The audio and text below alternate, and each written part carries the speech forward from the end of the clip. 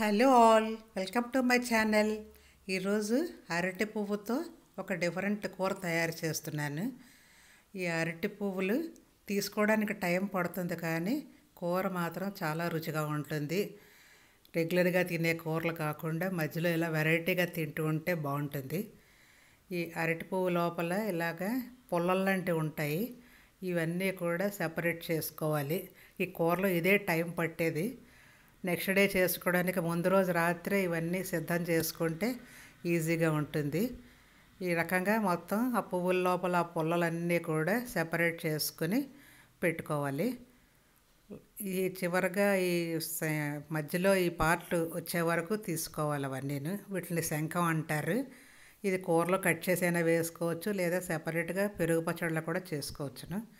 వీటిని సన్నగా కట్ చేసి ఇవి నీళ్ళల్లో కొంచెం ఉప్పు వేసి చేత్తో బాగా నలిపి కడుక్కోవాలి. వీటిని 2-3 సార్లు కడగాలి, లేకపోతే కూర చేదొస్తుంది. అలా కడిగిన తర్వాత ఈ రకంగా వడకట్టుకోవాలి. మొత్తం చివరిగా ఇలాగ లైట్ కలర్లో ఈ నీళ్ళు వచ్చే వరకు కడిగితే మీకు కూర అస్సలు చేదుండదు, బాగుంటుంది. ఇప్పుడు ఈ కూర అంతా కూడా కుక్కర్లో వేసి ఉడికించుకోవాలి. విడిగా మూకుళ్ళో వేసినా కూడా చాలా ఫాస్ట్గా అయిపోతుంది ఈ కూర. కానీ కుక్కర్లో వేసి ఉడికించుకుంటే మనం అక్కడ చూసుకునే పని లేదు, అయిపోతుంది.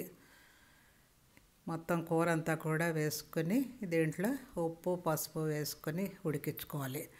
ఈ కూరకి ఉప్పు ఎక్కువ పట్టదు, చాలా తక్కువ వేసుకోవాలి.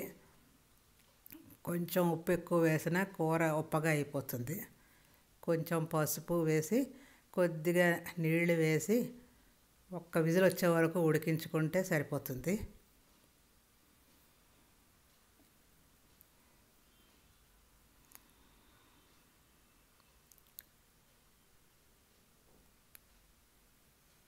ఈ కుక్కర్ విజిల్ వచ్చే లోపల కొబ్బరి రెడీ చేసుకోవాలి.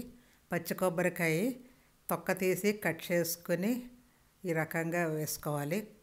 కొబ్బరి మీ ఇష్టం, ఎక్కువైనా వేసుకోవచ్చు, లేదా 1 కప్ అయినా వేసుకోవచ్చు. మెత్తగా గ్రైండ్ చేసి ఉంచుకోవాలి. ఇప్పుడు కూరకి పోపు నూనె వేడైన తర్వాత మినప్పప్పు, శనగపప్పు, జీలకర్ర, ఆవాలు, ఎండుమిరపకాయలు ఇవన్నీ కూడా వేసి వేయించుకోవాలి.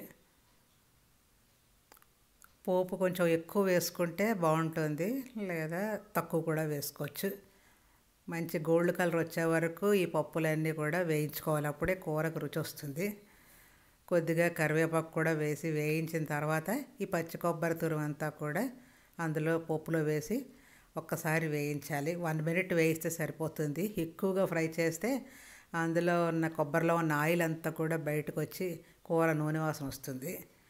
ఇప్పుడు ఉడికించి పెట్టుకున్న కూర ముక్కలన్నీ కూడా నీళ్లు లేకుండా మొత్తం కూర అంతా కూడా అందులో వేసేసి కలుపుకుంటే కూర రెడీ అయిపోతుంది.